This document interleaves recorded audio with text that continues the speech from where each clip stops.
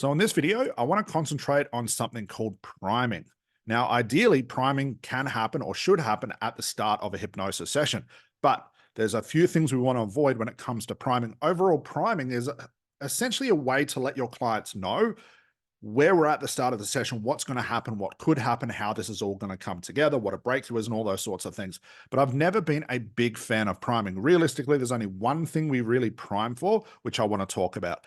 In the more traditional space, the hypnosis space and the hypnosis trainings, priming is stuff like, the relaxation part, the history of hypnosis, how some people can be hypnotized, suggestibility tests, depth, all of that sort of stuff, which takes up so much freaking time in regards to the amount of time you're working with your clients, okay?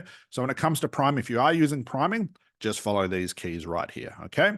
So realize priming can happen even on your social media. If all your social media is talking about it's going to take 10 sessions to overcome smoking, that's generally what's going to happen, okay? It can also happen on the strategy call. Let's say before you take a payment, your client might ask you how long would it take and things like that. Be careful what you talk about. It also happens at the therapy. And like I mentioned, usually the traditional therapist or hypnotist will do priming at the start to set things up, okay? So you never want to prime these things, guys. Never talk to your clients about session time and amount. I've talked about this on other videos before. As soon as you start telling a client it'll take this many sessions, and if it doesn't, now they want a refund on the remaining sessions, even if they get a result. That's just how people are because you've told them these things. So one thing was, Scott, my clients always ask how long it will take. I'm not telling it will take 6 sessions. What do I tell? What do I say? The only thing I used to tell my lawyers, guys, and tell our students now when we're doing our demos, that we're going to get this result as quickly as possible. I don't know how long it will take, but we want to get this done as quickly as possible so you can get on with your life. That's pretty much the words I use every time. I'm not setting up the session to say it'll take 1. I'm not saying it won't take 10. I don't know. That's the key thing here. And guys, please stop listening to your mentors who say it has to be 3 sessions. It has to be 5, has to be 10 with an audio every 30 days, all that stuff, because that is a conclusion. They are now telling you that every client is the same, and that is an absolute bold-faced lie. So don't talk about, you don't have to tell your client about session time and amount. Okay. Next is overview of the therapy and how hypnosis works. Okay. So in regards to, let's say, ACH, which can sometimes be rather confusing for our clients, my students will say, well, Scott, my clients tend to get really confused. Should I tell them beforehand that I might ask them some questions that'll be confusing? And my answer is always no. Catch your clients unaware. Don't tell them what's going to happen. Don't tell them the techniques. Don't tell them the overview of hypnosis. Don't worry about any of that stuff. Just dive straight into the session. Don't prime for these things, guys, okay? You don't have to talk about how hypnosis works, how the mind works, because clients don't care.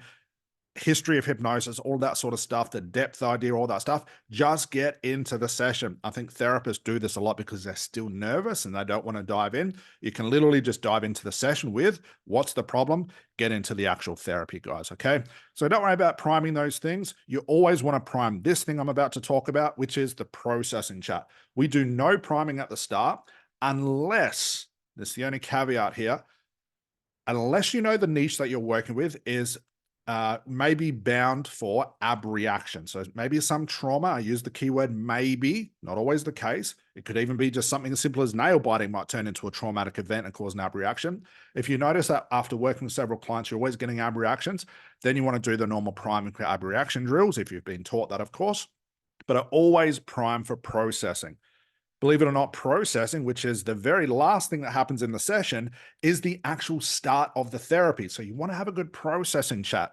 We've talked about this in other videos before. We teach our students this in ACH training because no other mentor is teaching this stuff. The therapy happens when your client leaves and goes out into the world, and they're going to experience a lot of different emotions, a lot of ideas, a lot of thoughts. They might lose sleep. They might have weird cravings. This is all part of great processing, and the greater the processing, the better the outcome. So you want to let your clients know that this is going to happen, and what you're priming is how processing works. So you've got to have a good processing chat, because if you do good therapy, processing is going to happen regardless. If you don't set your client up for good processing at the end, it can turn very pear-shaped very, very quickly, guys, okay? So if you are priming, don't tell your clients about session amount of time because you don't know. They don't need to know about the overview of therapy and hypnosis, how the mind works, how hypnosis works, who you are, what your expertise is, what you've done in the past, who you were trained by, your certifications.